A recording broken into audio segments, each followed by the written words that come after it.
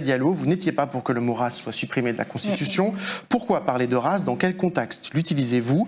Vous savez bien que cette utilisation pose problème dans des pans entiers de la gauche française. Donc pourquoi parler de race dans le débat public, ce qui passe très mal quand même dans l'espace français?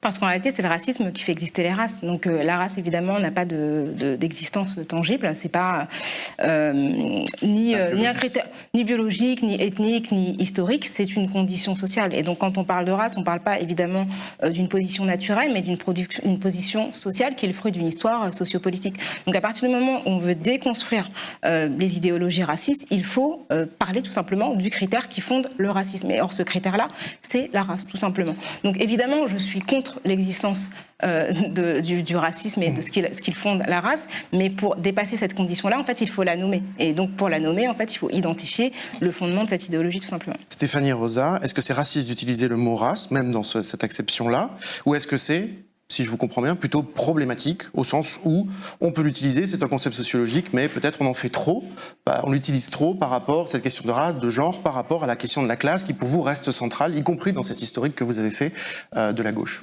Moi je pense il y a plusieurs choses. Mais d'abord, la race, c'est pas une position sociale. Parce que entre le jeune de quartier populaire et le banquier noir, il n'y a pas la même position sociale. Donc c'est une première chose. Moi, ça me pose problème d'homogénéiser comme ça la situation de tous les gens qui ont une couleur de peau, alors qu'en fait, il y a plein d'autres déterminations qui expliquent leur position sociale et que la race, si on peut parler de race, n'est qu'un des déterminants et peut-être pas le plus puissant. C'est justement par la rapport question, à la classe. c'est peut-être l'intersectionnalité. Justement, l'intersectionnalité, c'est penser ensemble la question de la race, de la classe et du genre pour penser tous les rapports de domination ensemble, terme sur lequel vous n'êtes pas complètement d'accord. D'ailleurs, personne ne dit que la couleur de peau est l'unique critère d'exclusion. C'est-à-dire qu'il se conjugue avec d'autres critères qui sont le genre, qui sont la classe sociale au sens socio-économique, l'éventuel handicap, la condition LGBTQIA.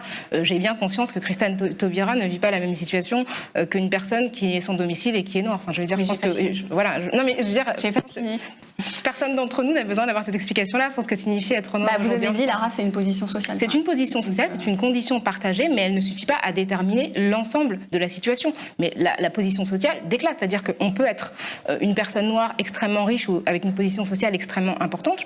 Je viens de citer Christiane Taubira.